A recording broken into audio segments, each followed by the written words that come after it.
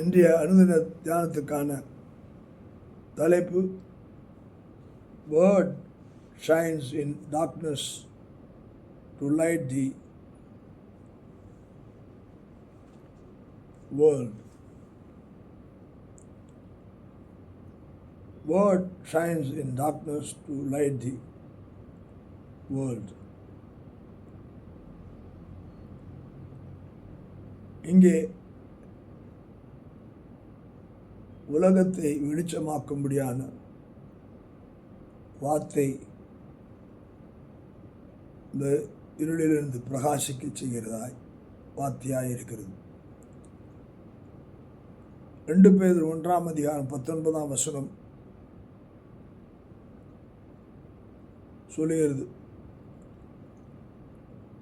அதிக உறுதியான தீர்க்க தரிசனம் நமக்கு உண்டு. பொழுது விழுந்து விடிவெள்ளி உங்கள் இருதயங்களில் உதிக்கும் அளவும் இருளுள்ள ஸ்தலத்தில் பிரகாசிக்கிற விளக்கை போன்ற வசனத்தை கவனித்திருப்பது நலமாயிருக்கும். தீர்க்க தரிசனம் என்று சொல்லும்போது நடக்கப் போகிற காரியத்தை குறித்ததான வெளிப்பாடு.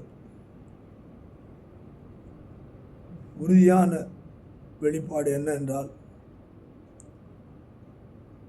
இருதயங்களிலே இருள் அடைந்து கிடக்கும்படியான பிரகாசமற்ற நிலைமையில் இருக்கும்படியான அந்த இருதயங்களை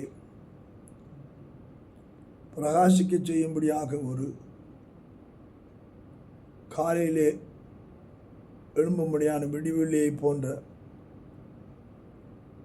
வசனம் நமக்கு உள்ளத்திலே விளக்கை ஏற்றுவது போல